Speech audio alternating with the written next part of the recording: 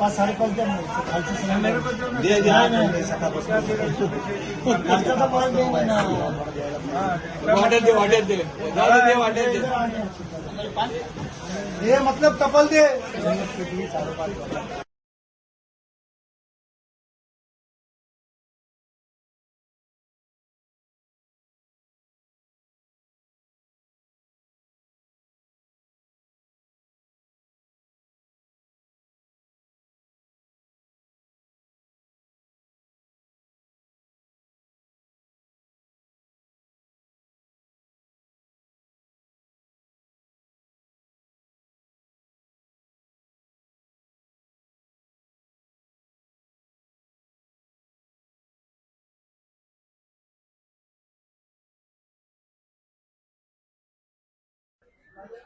आता मार्केटमध्ये त्या पद्धतीने पाहायला गेलं तर आंब्याची खूप मोठ्या प्रमाणात आवक चालू आहे आणि आपण म्हणतात असं खरं आहे की सध्या कोकणातील देवगड आणि रत्नागिरी आणि रायगड या तिन्ही भागातून हापूस आंबा हा मार्केटमध्ये येतो आहे.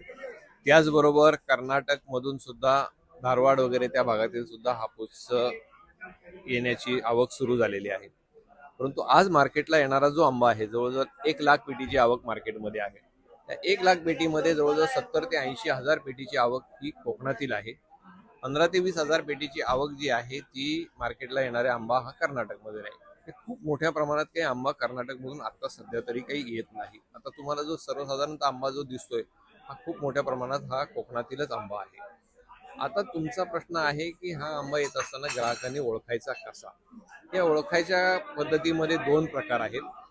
एक तर आंबा हातात घेतल्यानंतर तुम्हाला त्याचा सुगंध तुम्ही घेता, अरोमा ज्याला म्हणतात, तो जर तुम्ही घेतला आणि त्याला जर एक वेगळ्या पद्धतीची हापूस आंब्याला एक वेगळा सुगंध येतो, तो जर आला तर तो तुम्ही ओळखायचा की तो आंबा हा देवगड आणि रत्नागिरीचा आहे. कर्नाटकच्या आंब्याला त्या पद्धतीने सुगंध येत नाही, ही बाहेरून दाखवली. दुसरी एक गोष्ट अशी आहे की आंबा जर कापला तुम्ही तर तो कापल्यानंतर देवगड रत्नागिरीचा आंबा आतमधून केशरी रंगाचा दिसेल, परंतु जर कर्नाटकचा आंबा जो आहे हा पिवळ्या रंगाचा दिसेल. आणि तो जर खाताना जर पाहिलं तर त्याला कोळीच्या तिथं किंवा सात नंतर आंबटपणा जास्त जाणवतो. जसा रत्नागिरी आणि देवगडचा आंबा आहे, जसा सुगंध त्याचा अप्रतिम आहे तशीच त्याची गोडी सुद्धा अप्रतिम असते. त्यामुळे या दोन गोष्टीवरून ग्राहकांना हा आंबा आरामात ओळखता येतो. परंतु त्याच्यातही मी अशी आपल्या चॅनलच्या माध्यमातून ग्राहकांना अशी विनंती करेल की तुम्ही परंपरेने ज्या आपल्या खरीददाराकडं ज्याच्याकडे तुम्ही परंपरेने आंबा घेता त्याच्याकडेच घ्या.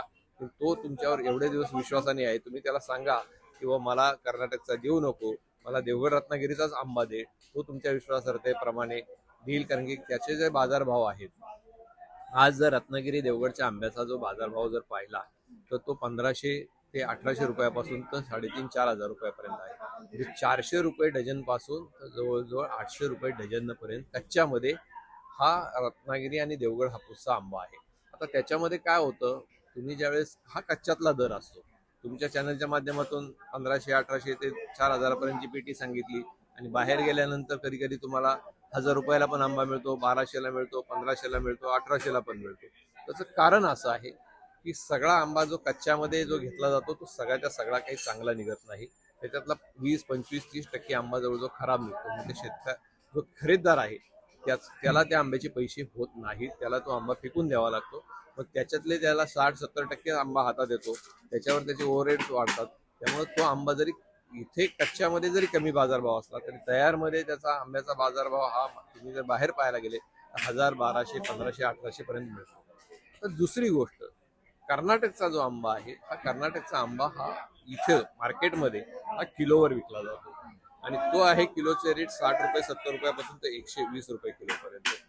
आता जर 70 रुपये किलोचा जर रेट असेल आणि सर्वसाधारणतः एका डझनमध्ये 3 किलो आंबा बसतो, म्हणजे ते 200 ते 250, 250 रुपये किलो डझनला हा कर्नाटकचा आंबा मिळतो.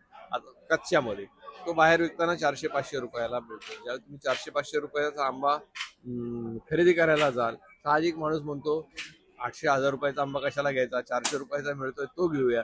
आणि अशा पद्धतीने स्वस्त आंबा जर आपण घ्यायला गेलो तर त्याच्यामध्ये आपली नक्कीच फसवणूक होते. त्यामुळे ग्राहकांनी दर देताना सुद्धा किंवा स्वस्ताच्या मागं पडू नये. स्वस्ताचा आंबा असला की तो नक्की समजायचा की तो तुमचा हा कर्नाटकचा आंबा आहे, तो देवगड रत्नागिरीचा आंबा एवढ्या स्वस्तामध्ये 300-400 रुपये डझननी तयारमध्ये विकला जात नाही आणि तो परवडणार पण नाही.